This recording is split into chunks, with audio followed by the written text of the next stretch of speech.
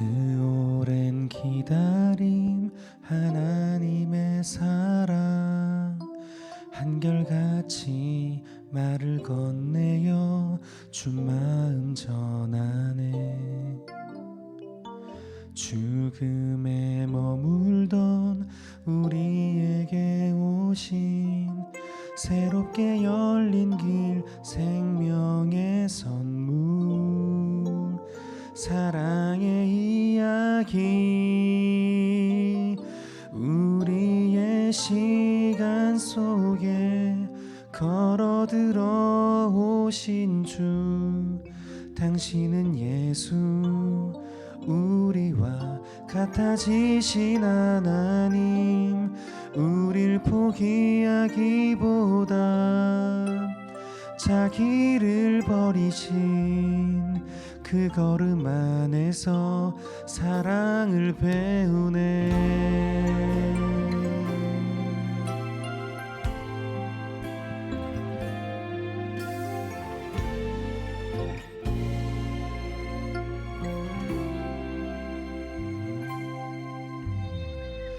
그 오랜 기다림, 하나님의 사랑 한결같이 말을 건네요.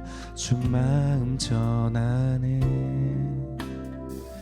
죽음에 머물던 우리에게 오신 새롭게 열린 길, 생명의 선물, 사랑의 이야기.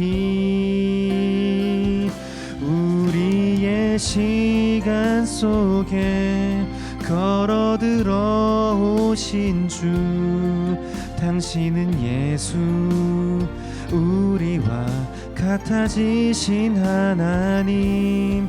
우릴 포기하기보다 자기를 버리신 그 걸음 안에서 사랑을 배우네. 창조부터 시작된 그 약속, 언약의 주님 세우고 지키시네. 조그만 제단도 화려한 성전에도 찾아오신 주, 사랑의 이야기. 우리의 시간 속에 걸어들어 오신 주, 당신은 예수, 우리와 같아지신 하나님.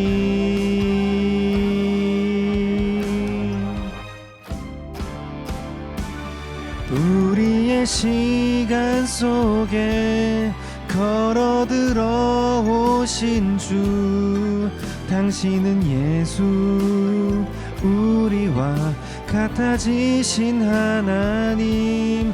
우릴 포기하기보다 자기를 버리신 그 걸음 안에서 사랑을 배우네. 그 걸음 안에서 사랑을 배우네.